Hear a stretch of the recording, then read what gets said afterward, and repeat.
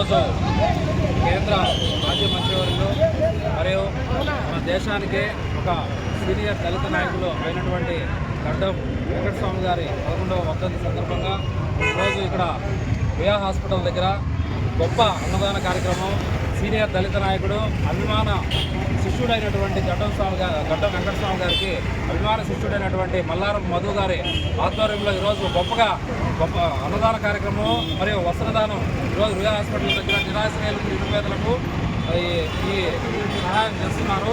ఇది చాలా సంతోషకరమైన విషయం. ఎందుకంటే దేశంలోనే ఒక దళితులకు ఒక ఆదర్శమైనటువంటి వ్యక్తి గడ్డం వెంకటస్వామి.